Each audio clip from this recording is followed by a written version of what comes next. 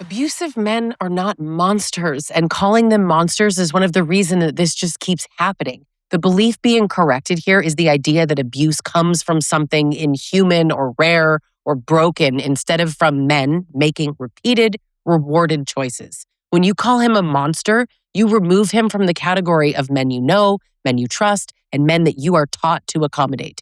And that mistake doesn't only distort reality, it literally keeps you stuck inside it because you're waiting for proof that he's something extreme enough to justify leaving. You're scanning for horns, fangs, violence, explosions.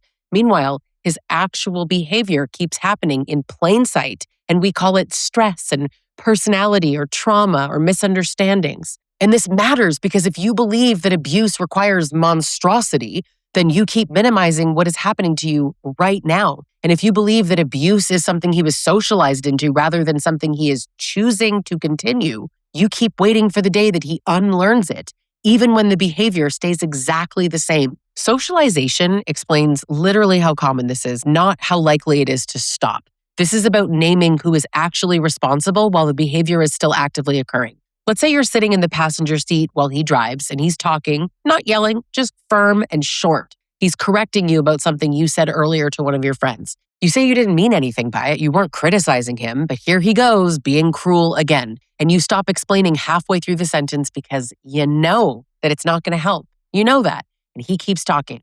Now you're staring out the window. You're nodding in all the right places, right? Making yourself smaller. This isn't a monster scene. This is just an ordinary one. This is every day. And that's the point. I'm Lisa Sonni, and I work every day with women who are inside relationships exactly like this. Not dramatic, not headline worthy necessarily, but just deeply controlling in ways that make you think that he's not that bad, but he is. Subscribe because this channel names what most people just avoid naming, and it does it without protecting their behavior. Now, that scene doesn't end with an explosion all the time, right? It ends with typical you adjusting yourself again. And every time you do that, the system gets reinforced. He learns what works, you learn what doesn't, and over time, this doesn't change how you feel. It just changes how you function in it. You show up differently at work, you cancel plans more, you stop speaking freely even with people you trust, right? At events, at work, decisions just feel heavier all around, and everything takes more effort. That is not a coincidence. That's cost. Calling men monsters, it creates psychological distance. That distance is so deadly. Men and women both do this, but for different reasons. You're downplaying it, and men are distancing themselves from men like this because monsters are obvious, right? Monsters don't get invited to family dinners. They don't get promoted at work. They're not described as good fathers who just have a temper. Monsters don't have friends who vouch for them, right? They don't have sisters or mothers who defend them like they're his ride or die, or spouses who explain them away. But men do, and men protect other men. Quietly, socially, professionally, and they do it by minimizing or staying silent and just, pretending it's complicated, right? Just accepting it. But when you label him a monster, your brain exempts the man you're with because he doesn't fit that little caricature that society has basically built around what they think an abusive man looks like and acts like. He's funny, he's competent, he's respected. He can be kind when it benefits him. So you keep thinking, this can't be abuse, because abuse looks worse than this. But abuse doesn't announce itself. It integrates itself and it blends in with everything. It adapts to all the social norms and it uses them as a cover. The monster myth doesn't protect women at all. It protects the men who know how to stay just inside the line, right? And over time, that line doesn't stay put at all. It moves. It either escalates or it hardens into something really permanent. There's no stable middle ground here. And there's another lie that's baked right into this, right? It shows up when people say things like, he's just a boy, or, boys will be boys. Real men don't act like that. That guy's not a real man. Maybe he's a monster. Maybe he's a boy. No, the common thread is he's not a man. And that language doesn't challenge abuse. It protects masculinity from accountability. It turns a grown man's willful behavior into immaturity or just a special kind of one-off mean man instead of entitlement. It's entitlement. It kind of suggests that with enough patience and teaching or love or therapy, that he's going to grow out of it. And that hope is so powerful, but it's dangerous because it keeps you invested even when the evidence is screaming that's not the case. But look at the pattern. Always got to focus on the patterns. He controls himself everywhere else. He manages his tone with his boss. He knows how to behave in public. He can regulate when there are consequences. The behavior shows up where he believes that he's entitled to power. That's not boyhood. That's choice. And calling him a boy doesn't make you safer. It delays the moment that you stop negotiating with something that's not confused at all. Makes men safer though, right? Absolutely makes men safer. They distance themselves again by saying these aren't real men, they're boys. Listen to me. They are men. They are grown men making a choice. Let's say you're at a gathering, small gathering, birthday, a work thing, whatever. Somebody makes a joke about relationships and he laughs, right? He's charming, easy, puts his arm around you. Later in the car, he brings it up, not angrily, casually. He says you embarrassed him. What is he even talking about? You try to understand what you did wrong. So he's going to calmly say it. Might feel like he's being logical, right? You say you didn't mean anything by it, but he says that's the problem.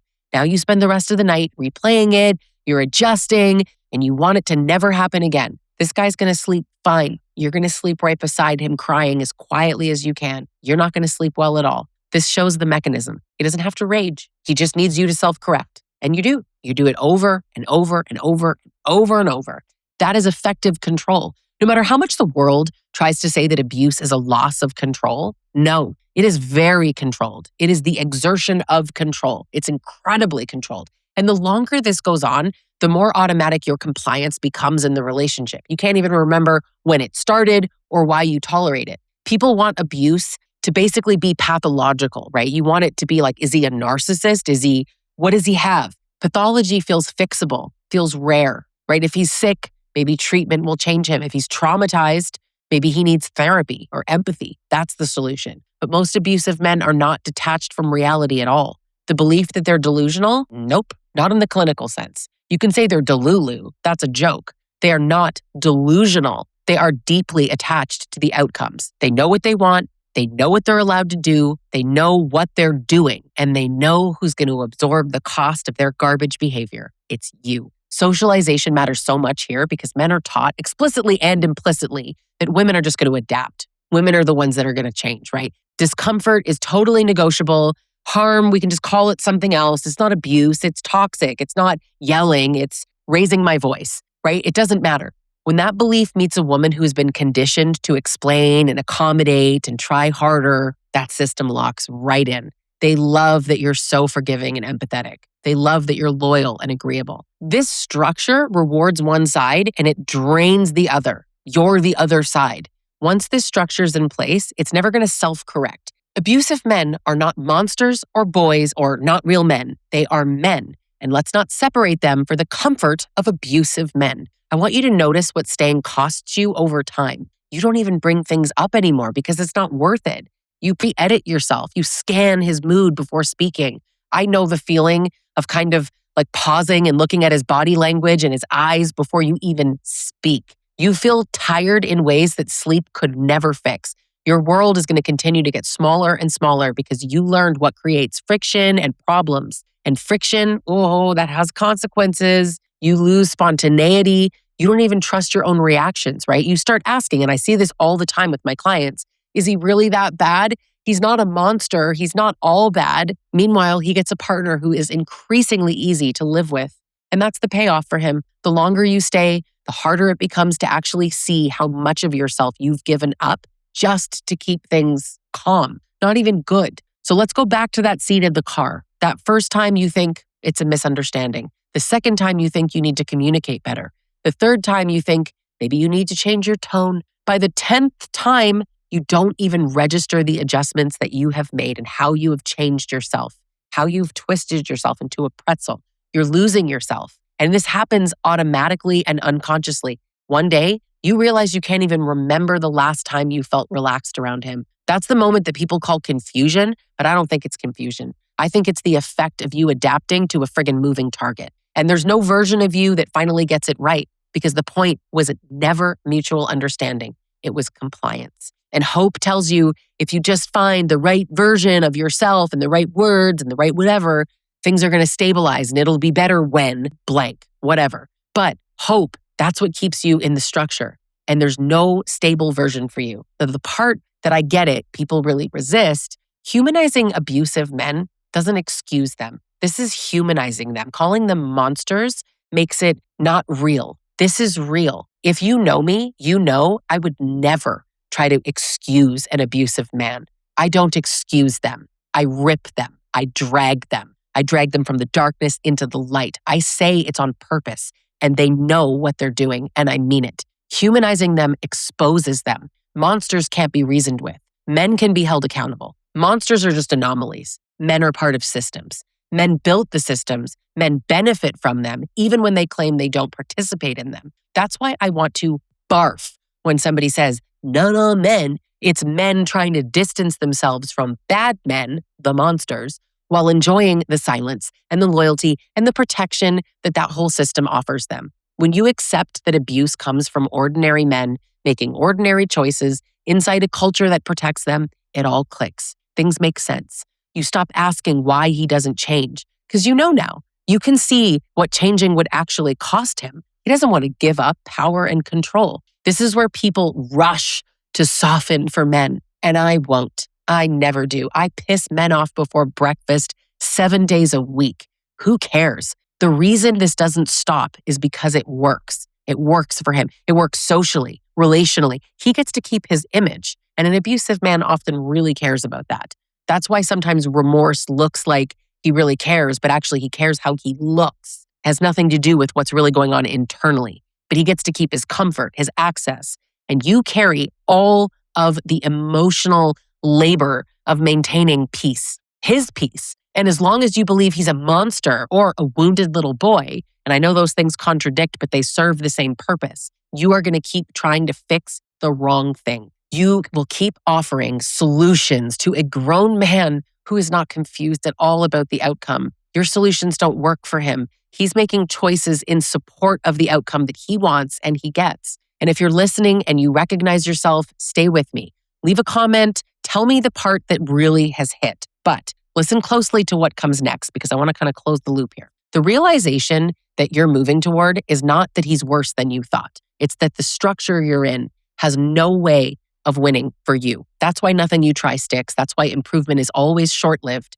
That's why the bar keeps shifting. That's why we always say the bar is in hell, right? Once you see this, the question stops being how to fix it and actually like how much longer you're willing to live inside this garbage. Calling men monsters lets everyone else stay comfortable. It lets friends say, he's not like that. It lets family tell you relationships are hard, marriage takes work. It lets the system just be like, nothing we can do. Seeing men as men removes that comfort. It forces a reckoning with how normalized this is. And once you see that, you are never going to be able to unsee it. The cost of staying becomes so clear. Now, She Rises Collective, this is my online community. This is where kind of naming this all continues in real time with weekly group coaching, education, and women who are actively understanding this exact dynamic without minimizing it. Women inside the community say every day how much they get out of being there. I co-host it with Shelly Pumphrey. She's a trauma-informed therapist, a coach, and a survivor herself. A therapist who gets it. It's incredible. And if you are still attached, if you still feel pulled back in, maybe you're negotiating with yourself, like, is it bad enough? Whatever. Is he a monster? Is he not? The Trauma Bond Recovery Group Coaching Program is designed for this stage to kind of break the attachment that you keep looping in, even when you can see the pattern. It's a 12-week live, interactive, structured group coaching program with results we can prove. And we are so confident that we actually offer a money-back guarantee. Hit subscribe, because this work does not comfort you into staying. It tells you the truth while you're still inside it. Thank you so much for watching, and I'll catch you in the next video.